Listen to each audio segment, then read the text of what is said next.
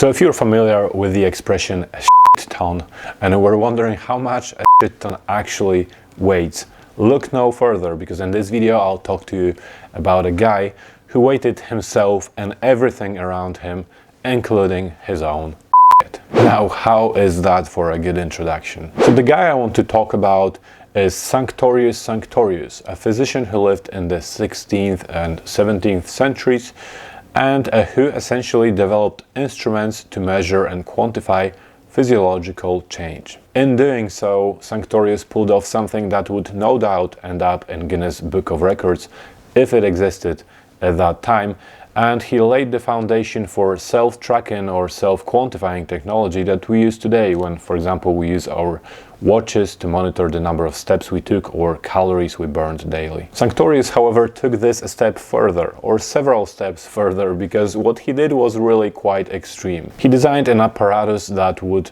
help him measure the slightest changes in his body weight over a period of 30 years. His desk, chair and bed were suspended from ropes that led to counterweights in the ceiling so that he could weight himself and, most importantly, the food he consumed as well as his excrements. He believed health to be an ideal balance between ingestion and excretion, which means that the quantity of ingested food should be proportionate to the amount of liquids discharged by the body. His most famous conclusion, which was based on his study, regarded the fact that what a person excretes in stool and urine weighs only a fraction of what they ate. By the way, just so you know, this experiment, as well as lots of other interesting or weird or funny experiments and research studies, are described in this book, Mad Science, which is a great book that I recommend. It's good for grown-ups and it's good for kids, and I read and I sometimes select and pick some of these weird experiments and I read them out to my kids. So just so you know,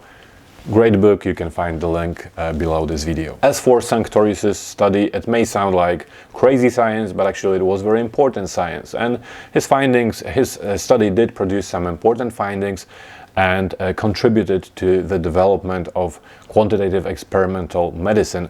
His study kind of went viral, you can say, at that time. So reached not only Europe, but also North America and other scholars who did adopt his design for what was at that point called Sanctorius weighting chair. So they did adopt the design, they replicated the study. One guy spent, for example, 3 years weighting also his bed and himself and everything around him. So it was used as a foundation for more studies. The same cannot be said, however, about another crazy and weird experiment, and this is something I discussed in this video, which was also based on the book and which was based on what I read in this book. So feel free to watch that video. Like I said, it's completely crazy, and this time unfortunately we cannot say that it helped us understand anything.